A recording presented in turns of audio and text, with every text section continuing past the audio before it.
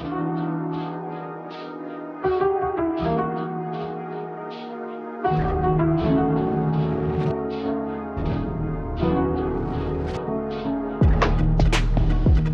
gunboat diplomacy challenges the world order. State-sponsored piracy threatens to gain ground. Author, Nantu Banerjee. The theaters of state-sponsored piracy are expanding, from the traditional Red Sea, Gulf of Oman, Somali Basin to the Black Sea and now the Atlantic. The recent U.S. seizure of Russian-flagged oil tanker, Marinera, originally known as the Bella I, after pursuing the vessel for weeks across the Atlantic, may be considered as an act of piracy on the high seas.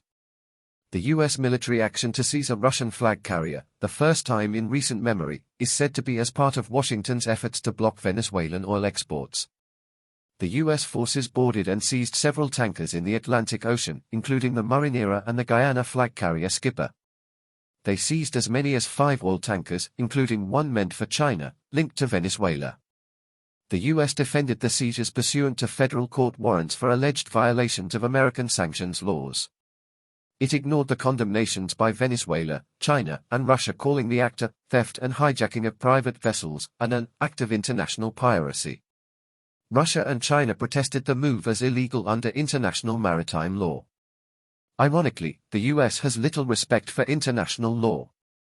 Under President Trump, the U.S. is highly obsessed with the policy of self-aggrandizement when it comes to dealing with the outside world. It can organize a midnight raid on the residence of another country's president, kill dozens of soldiers and civilians, take him to the U.S. as a captive, seize total control of its most vital fuel mineral, block its export and impose piracy charges on importers.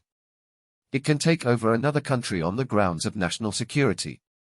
The U.S. seems to create and follow its own laws and doctrines to deal with another country to suit its convenience, be it Venezuela, Greenland, Canada, Panama, Colombia, or Mexico.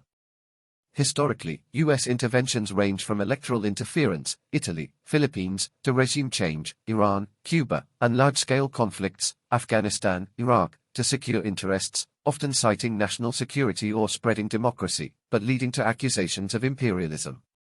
The U.S. president is pushing forward an absurd argument in defense of his desire to take over Greenland, a self-governing, autonomous territory within the Kingdom of Denmark, saying that it is meant to block a possible occupation of the strategic territory by either China or Russia. The U.S. global relationship is characterized by a significant retreat from multilateral agreements and increasing accusations from the international community of wanton disregard for global legal norms. The President Trump-led U.S. seems to be little bothered about the growing criticism for its unilateral military actions, which is considered as illegal by many international legal experts and global leaders.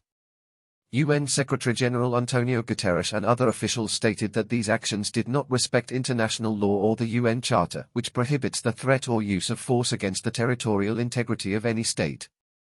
President Trump states that he does not need international law and relies instead on his own morality to guide his policies. He does not mind if his actions are described by some as a return to an age of imperialism. Last year, the U.S. reportedly carried out bombings in 7 countries, including Iran, Iraq, Somalia, and Yemen, without authorization from the UN Security Council, of which it is an important member. To avoid explanations for his unilateral actions involving global trade, commerce, defense, and diplomacy, Trump's U.S. has chosen to withdraw from a number of international treaties and organizations. Following a systematic review of all international commitments, the U.S. began a massive withdrawal, this year, from as many as 66 international organizations and treaties, including the UN Framework Convention on Climate Change and the Paris Agreement, the UN Population Fund, the UN Conference on Trade and Development, UNCTAD, the World Health Organization, WHO, and the United Nations Educational, Scientific and Cultural Organization, UNESCO, a highly specialized UN agency with the aim of promoting world peace and security through international cooperation in education, arts, sciences, and culture. The U.S. seems to prefer bilateralism to multilateralism in order to promote a new world order. It strongly believes in the proverb that self-help is the best help and plans to make the U.S. military the world's deadliest combat force. President Trump has already called for a massive 50% increase in U.S. military spending next year. He proposes to raise the U.S. defense budget by over 50% in 2027 to $1.5 trillion in view of what he called these very troubled and dangerous times. The country's military budget for the current year is worth $901 billion, which was approved by the U.S. Congress last month. This will allow us to build the dream military that we have long been entitled to and, more importantly, that will keep us safe and secure, regardless of foe, Trump said on social media earlier this month. To make sure of timely delivery by major defense contractors, he said he would crack down on payouts to bosses and shareholders of major U.S. defense contractors unless the firms speed up deliveries of armaments and build new manufacturing plants.